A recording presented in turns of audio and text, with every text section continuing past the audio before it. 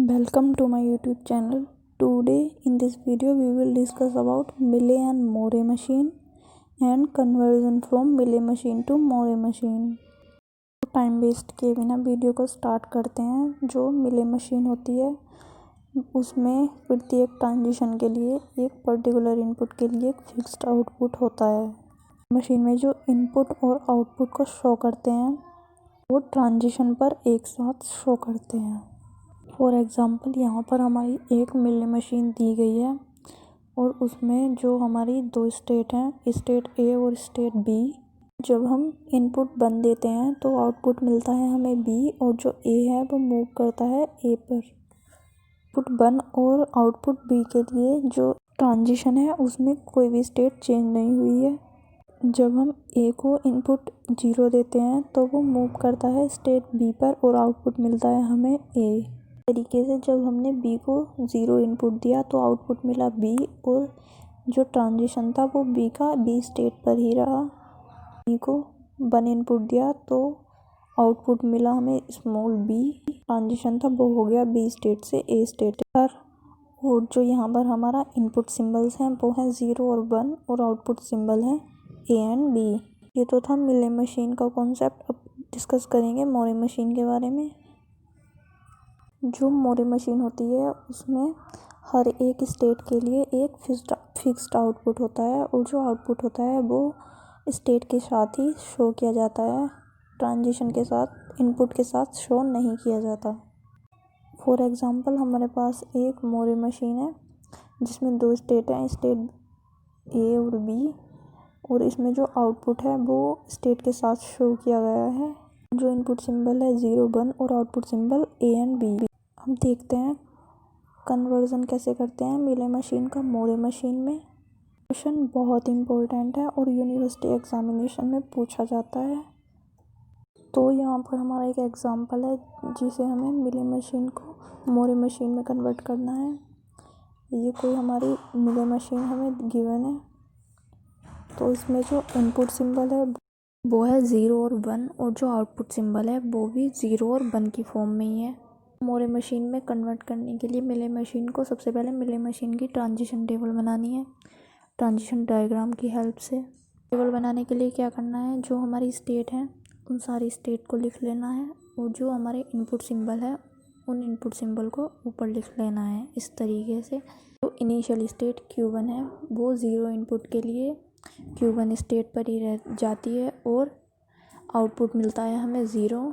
तो Q1 state for input 0 moves to state Q1 and gives output 0। तो यहाँ पर हम इस तरीके से इसे रिप्रेजेंट करेंगे ट्रांजिशन टेबल में। उसकी स्टेट और उसका आउटपुट उसके साथ लिखेंगे। जो स्टेट Q1 है वो इनपुट 1 के लिए मूव करती है स्टेट Q2 पर और जो आउटपुट है वो मिलता है हमें 0। तो उसे इस तरीके से लिखेंगे। सबसे पहले वो स्टेट लिखनी है जिस पर मूव कर रहा है और फिर आउटपुट जो हमें मिल रहा है।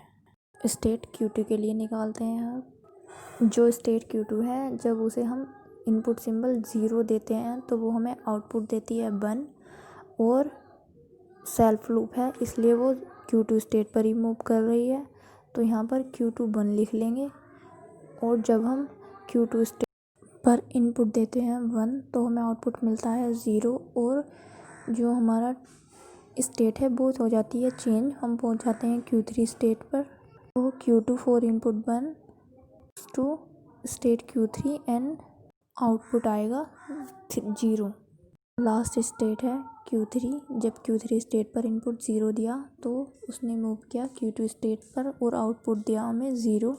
और जब Q3 स्टेट को इनपुट 1 दिया तो Q3 स्टेट ने Q3 पर ही मूव किया सेल्फ लूप और हमें आउटपुट मिला 1। इस तरह से जो ट्रांजिशन टेबल है वो कंस्ट्रक्ट कर ली है। अब मिले मशीन की ट्रांजिशन टेबल की हेल्प से मोरे मशीन की ट्रांजिशन टेबल बनानी है। तो ये रही हमारे पास मिले मशीन की ट्रांजिशन टेबल और मोरे मशीन की ट्रांजिशन टेबल जो हमने मिले मशीन की हेल्प से कंस्ट्रक्ट की है। इस क्वेश्चन में जो सबसे ज़्यादा इम्पोर्टेंट और मेन काम है वो सिर्फ मोरे मशीन की ट्रांजिशन टेबल कंस्ट्रक्ट करना है। तो देखते हैं ये हमने कैसे कंस्ट्रक्ट किया। सबसे पहले हमने इनपुट लिख लिया 0 1 स्टेट Q1 है उसके लिए तो कोई प्रॉब्लम नहीं है क्योंकि सेम आउटपुट आ रहा है 0, तो यहाँ पर हम आउटपुट में 0 ही लिख लेंगे।